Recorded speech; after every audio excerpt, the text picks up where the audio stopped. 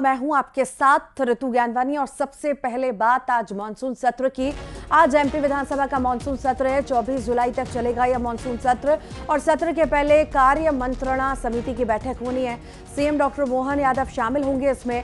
विधानसभा की कार्यवाही सुबह 11 बजे से शुरू होगी। सबसे पहले दिवंगतों को श्रद्धांजलि दी जाएगी।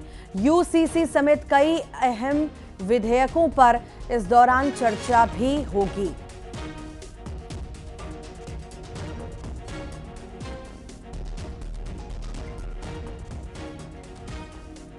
तो विधानसभा का मानसून सत्र है। 24 जुलाई तक ये मानसून सत्र चलेगा और इससे पहले कार्य मंत्रणा समिति की बैठक जिसमें सीएम डॉक्टर मोहन यादव शामिल हुए हैं। विधानसभा की कार्यवाही सुबह 11 बजे शुरू हो जाएगी। सबसे पहले दिवंगतों को श्रद्धांजलि दी जाएगी। यूसीसी समेत कई अहम विधेयकों पर इस दौरान चर्चा होगी।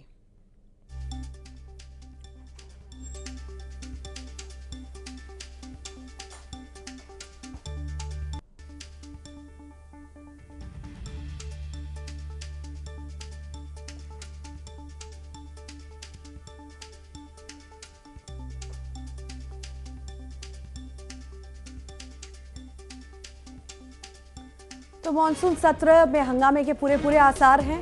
कांग्रेस ने सरकार को घेरने की रणनीति भी बना ली है। कानून व्यवस्था, ओबीसी आरक्षण के मुद्दे भी इस दौरान उठेंगे। बता दें आपको, किसान बिजली विस्थापन के मुद्दे गूंजेंगे। कांग्रेस विधायक देवेंद्र पटेल उठाएंगे। ध्वनि प्रदूषण का मुद्दा कांग्रेस विधायक आतिफ अकील पुराने शहर में पार्किंग का मुद्दा उठाएंगे। यूसीसी समेत कई अहम विधेयकों पर चर्चा होगी।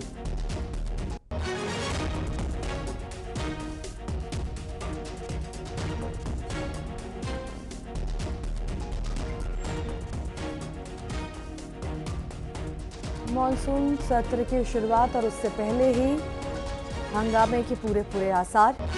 विधानसभा का यह मानसून सत्र कई सारे मुद्दों को लेकर के विपक्ष हंगामा कर सकता है और साथ ही साथ सरकार भी पूरी तरह से तैयार है जवाब देने के लिए।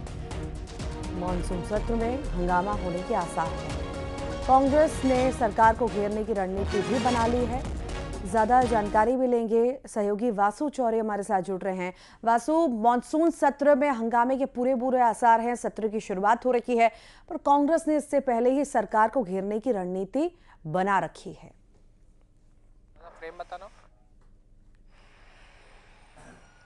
बिल्कुल, देखिए आज से विधानसभा का मानसून सत्र जो है वो शुरू होने जा रहा है और लगातार मध्य प्रदेश में देखा गया है कि पिछले कुछ महीने से यूसीसी को लेकर सियासत गरमाई हुई थी। कल कैबिनेट से इसको लेकर जो ड्राफ्ट है वो पारित भी हो गया है और अब विधानसभा में विधेयक के तौर पर इसे रखा जाएगा और सरकार चर्चा कराकर इसे पास कराने की कोशिश करेगी। और वहीं कांग्रेस इसका पुरजोर विरोध कर रही है। कांग्रेस महंगाई के मुद्दे पर, बेरोजगारी के मुद्दे पर आज सदन में अपनी बात रखने का काम करेगी। इसके साथ ही दलितों का, आदिवासियों का मुद्दा है, केन बेतवा को लेकर, परियोजनाओं को लेकर जो लगातार आदिवासियों का आंदोलन चल रहा है उसको लेकर भी कांग्रेस जो है आज सदन में अपना पक्ष रखने का जो काम है वो करेगी। और इसके साथ ही कई ध्यानाकर्षण भी लगाए गए हैं। अगर आज की कार्रवाई को आप मुख्य तौर पर देखें तो कांग्रेस के विधायक की ओर से तेज साउंड को लेकर और उससे होने वाले नुकसान को लेकर भी एक ध्यानाकर्षण जो है लगाया गया है। संभवतः उस पर भी जो आज चर्चा है वो सदन के अंदर हो सकती है। कई और विधेयक और पत्रों को पटल पर भी आज रखा जाएगा।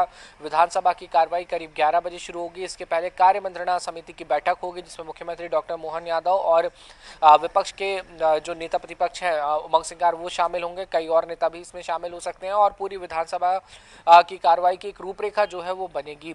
सरकार लगातार अपील कर रही है कि जनहित के मुद्दों पर ज़्यादा से ज़्यादा चर्चा की जाए, हंगामे में समय खराब ना हो। लेकिन कांग्रेस का ये कहना है कि लगातार सत्रों की अवधि जो है उसको छोटा करा जा रहा है सरकार की तरफ से और इसे और ज़्यादा बढ़ाना चाहिए क्योंकि ना तो विधायकों के सवाल के जवाब आ पाते हैं, ना तो ध्यानाकर्षणों पर ठीक से चर्चा हो पाती है। तो पक्ष और विपक्ष दोनों ही अपने अपने तरीके से विधानसभा के इस पूरे सत्र को लेकर तैयारियां कर चुके हैं।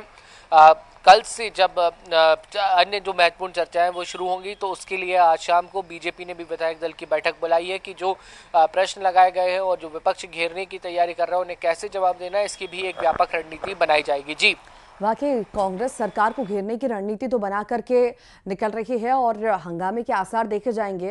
और दूसरी तरफ ये मुद्दा भी बहुत ज्यादा अहम रहेगा यूसीसी को लेकर, जिस तरह का विरोध भी हम देख रहे हैं और साथ ही साथ पूरे एक्शन मोड में सरकार है, यूसीसी लाने की तैयारी में है। इस लिहाज से बेहद खास ये सत्र।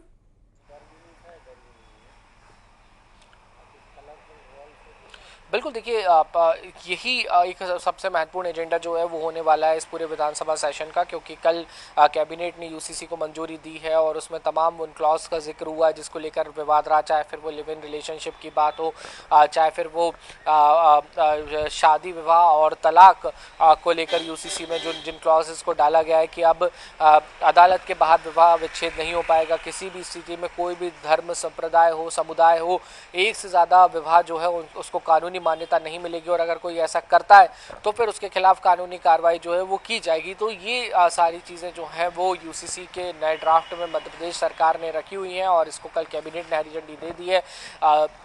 विधानसभा के अंदर भी इस पूरे मामले को लेकर चर्चा होगी और जिस तरीके से सरकार के पास बहुमत है तो ये माना जा रहा है कि पास भी हो जाएगा और मध्य प्रदेश जल्दी उन राज्यों में शुमार होगा जहाँ पर यूसीसी एक लागू हो चुका है। तो बीजेपी का एक बड़ा ये एजेंडा रहा है। केंद्र सरकार की मंशा अनुसार मध्य प्रदेश की भाजपा सरकार ने इसका पूरे ड्राफ्ट बनाने का काम जो है वो किया है, लेकिन कांग्रेस ज़रूर इसका लगातार विरोध कर रही है और कांग्रेस का ये भी कहना है कि जब आपने इसमें आदिवासी समुदाय को घुमक्कड़, अर्ध घुमक्कड़ और जो ऐसे विशेष संप्रदाय हैं, समुदाय हैं, उनको अलग लगाए रखा हुआ है तो आप इसको यूनिफॉर्म सिविल कोड कैसे कह सकते हैं।